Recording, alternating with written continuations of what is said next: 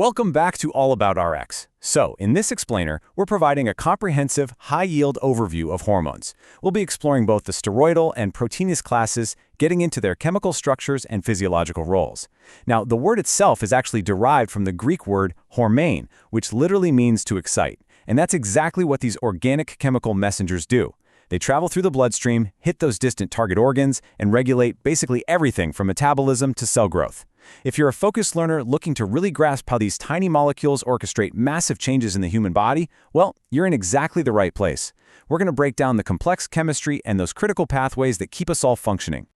All right, here's our roadmap for today. First, the magic of hormones. Then, protein versus steroid messengers. Third, the steroid backbone. Fourth, major sex steroids. Fifth, essential adrenocorticoids. And finally, a high-yield summary. Section 1. The magic of hormones, defining the messengers. Okay, so once these hormones arrive at their distant target organs, they act as absolutely powerful body catalysts. Like we said, hormone means to excite. So they excite, they modify, and they control incredibly diverse metabolic processes. You know, they aren't just passive little signals floating around. They're the active drivers of our biology. And this really illustrates the massive scope of what hormones actually do.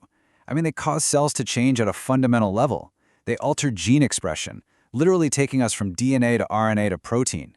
They trigger these huge enzyme cascades that control our metabolism. They drive fetal development and differentiation, and they manage our reproductive, cardiovascular, and even immune functions. So from the development of a fetus to the daily regulation of your whole nervous system, hormones are the master integrators.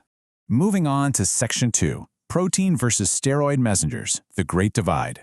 So here's the crucial point. How do these two classes actually interact with our cells? Well, steroidal hormones are derived from cholesterol. Because they're lipid-based, they're lipid-soluble. That means they can just slip right across a cell's plasma membrane like it's not even there.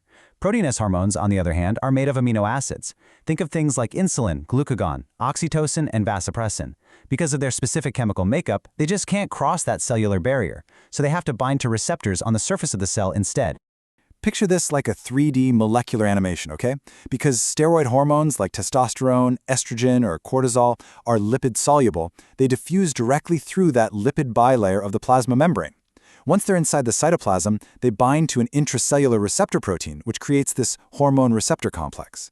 Then, this complex actually translocates right into the cell's nucleus, binds to specific DNA sequences, and acts as a transcription factor to drive the transcription of mRNA. That mRNA is then translated into new proteins at the ribosome. It's just this incredibly direct, elegant pathway to changing cell behavior from the inside out. Section 3. The steroid backbone, the structural blueprint. Let's look really closely at this molecular diagram. This right here is the structural blueprint shared by all steroid hormones, derived from a 27-carbon cholesterol parent structure. The core is something called the, wait for it, cyclopentanoperhydrophenanthrene nucleus. Yeah, try saying that 3 times fast. But structurally, it is quite beautiful. It consists of 4 fused rings. Rings A, B, and C make up a fully hydrogenated phenanthrene ring, and ring D is a 5-sided cyclopentane ring.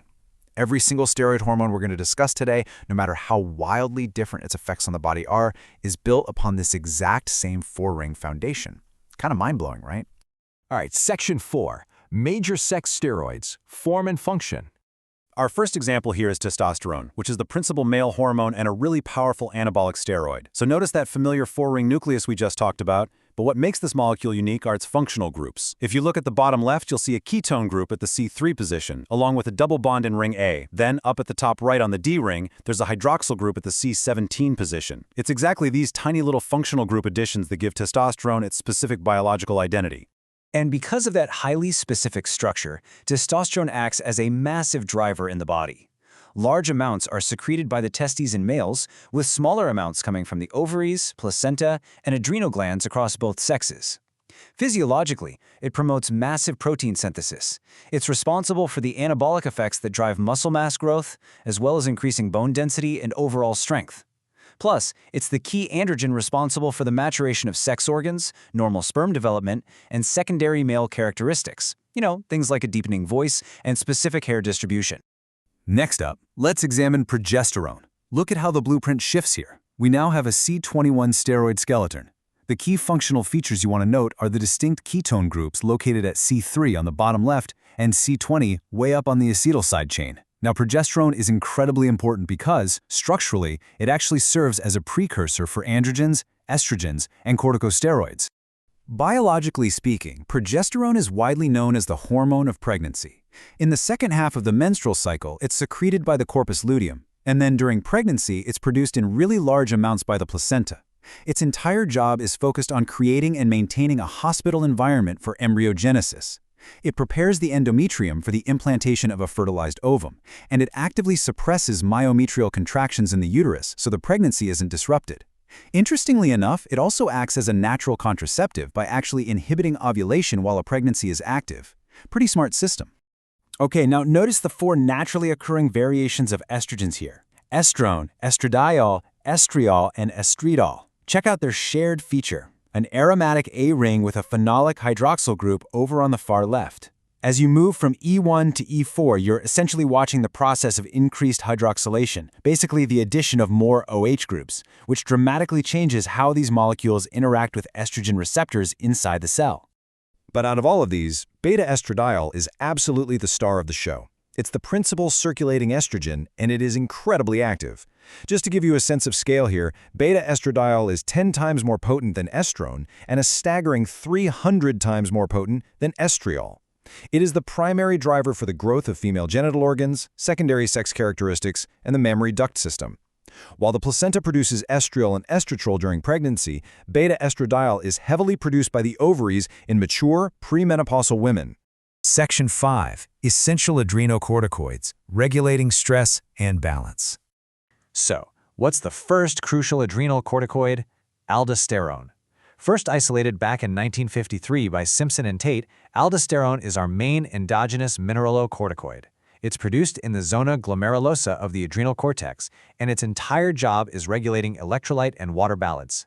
It acts primarily on the distal tubules and collecting ducts of the nephrons in the kidneys. By facilitating the active reabsorption of sodium, which, remember, passively pulls water right along with it, and forcing the active secretion of potassium, aldosterone increases overall blood volume and raises your blood pressure.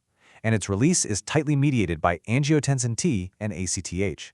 The second essential adrenocorticoid we need to look at is cortisol. Structurally, cortisol is a glucocorticoid. Notice the C3 ketone and the double bond in ring A, very similar to what we saw earlier.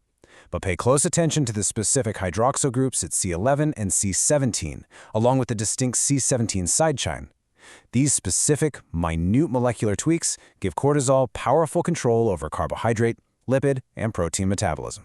You probably know cortisol as the primary stress hormone, which is produced in response to physical or psychological stress. It essentially puts the body on high alert to handle a crisis. It has massive anti-insulin effects, meaning it actively raises blood glucose levels by stimulating gluconeogenesis in the liver while simultaneously decreasing cellular glucose uptake and glycolysis.